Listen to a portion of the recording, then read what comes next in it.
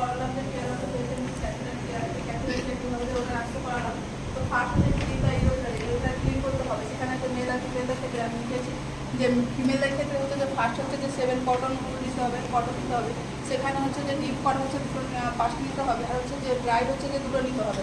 Dry 2 নিয়ে কী করতে হবে, যে কি ইউরোথেরাপি আমরা যখন হচ্ছে যে ইনসার্ট করি ক্যাথেটার, তখন আমরা কী করি সবসময় হচ্ছে নন ডমিনেন্ট হাত দিয়ে আমরা কী করি ইনসার্ট করি। কারণটা কি, যে এখানে হচ্ছে যে যেন হচ্ছে যে কোনো ইঞ্জুরি না হয়, সেই জন্য ডমিনেন্ট হাত দিয়ে করলে হ্যান্ড দিয়ে করলে আমাদের ইঞ্জুরি হওয়ার সম্ভাবনা বেড়ে যায়।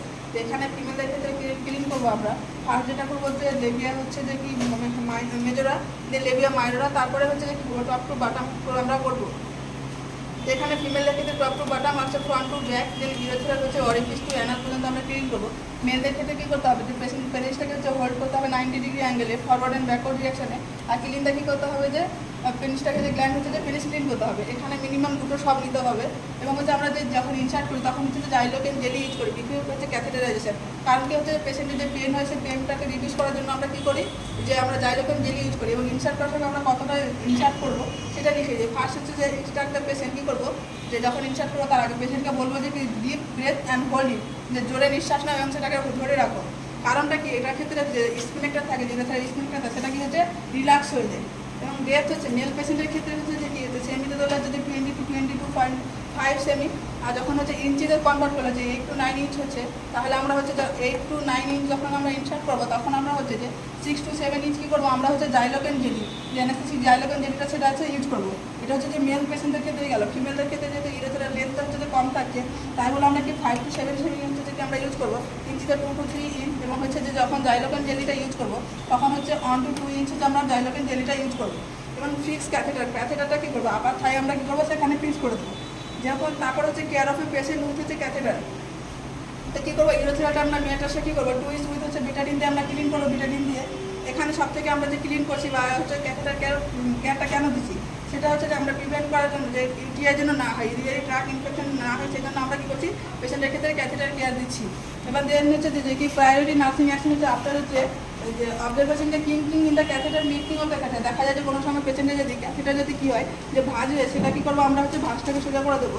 এবং আমাদের যদি সেই তারপরে যদি লিখেছি যে গোল, যে আমাদের মেন উদ্দেশ্য হচ্ছে যে ক্যাথেটার করে যে ইউরিনটা পাস করানো, বা আপনার সার্জারি পেশেন্ট যদি হচ্ছে যে চলাফেরা করতে না পারে সেই জন্য করা হয়। এবং সেই যদি গোলগুলো আমাদের অ্যাচিভ হয়ে যায়, মানে সে ফুলফিল হয়ে যায়, তাহলে আমরা কিন্তু ক্যাথেটার রিমুভ করবো। সেই ক্যাথেটার রিমুভ করার আগে আমাদেরকে অবশ্যই দেখতে হবে যে ইউরিন আউটপুটটা 30 ml হচ্ছে যে কি পার আওয়ার্স আছে কিনা, 30 ml পার আওয়ার আছে কিনা সেটা দেখতে হবে।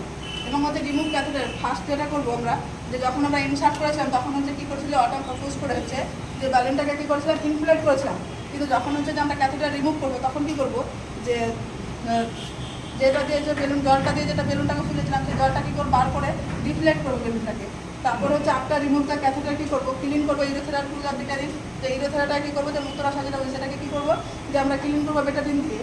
এবং এখানে দেখবো পেশেন্টে যদি 6 থেকে 8 ঘন্টার মধ্যে যদি ভয়েডিং মানে যে ইউরিন পাস করে তাহলে নর্মাল ব্যাপার, এখানে কোনো কিছু করতে হবে না। যদি 6 থেকে 8 ঘন্টার পরে ইউরিন পাস করে না করে, যদি ইনঅ্যাবিলিটি ভয়েডিং থাকে বা বার্নিং ম্যাচুরেশন মানে হচ্ছে যে কি যেন হচ্ছে জ্বালা করে, তাহলে আমরা কী করবো, অবশ্যই ডক্টরকে ইনফর্ম করবো। এবং হচ্ছে যে ইউরোব্যাগটা সেটা থাকে, সেটা হচ্ছে বায়োমেডিক্যাল ওয়েস্ট ম্যানেজমেন্টের মধ্যে পড়ছে। যে ইউরোব্যাগ থাকে সেটা কী করবো, আমরা রেড কালার কিনে হচ্ছে যে ডিসকার্ড করবো। যদি ব্লাড আমরা ট্রান্সফিউশন করি, তো ব্লাড ব্যাগ যেটা থাকে সেটা আমরা কী করবো, ইয়েলো কালার কিনে হচ্ছে যে আমরা হচ্ছে যে ডিসকার্ড করবো। এবং কমপ্লিকেশন মানে কী কী অসুবিধা হতে পারে, আমরা হচ্ছে যে ক্যাথেটার ইনসার্ট করার পর বা ক্যাথেটার রিমুভ করার সময় কী কী হচ্ছে যে অসুবিধা হতে পারে পেশেন্টের পাশে, যেটা হচ্ছে ট্রামা, আঘাত হওয়ার সম্ভাবনা থাকে। যেমন হচ্ছে ডিপেন্ডেন্সি কেন হয়, যখন হচ্ছে যে ক্যাথেটার ইনসার্ট করা হয় তখন হচ্ছে যে আল্ট্রাসাউন্ড হচ্ছে যে ইউরিনটা বেরিয়ে যায়, সেখান থেকে হচ্ছে পেশেন্ট কী হয় ডিপেন্ডেন্সি যে ক্যাথেটার উপরে। সেক্ষেত্রে দেখা যায় যে কি অনেক সময় যে ক্যাথেটার রিমুভ করার পর যে পেশেন্টের হচ্ছে যে কি ইউরিন এমনি পাস হয়ে যায়, তারপর হচ্ছে ব্লিডিং দেখা যায় বা ইউরোথেরাল ইনজুরি, এসব হচ্ছে সমস্যা দেখা যায়। আজকে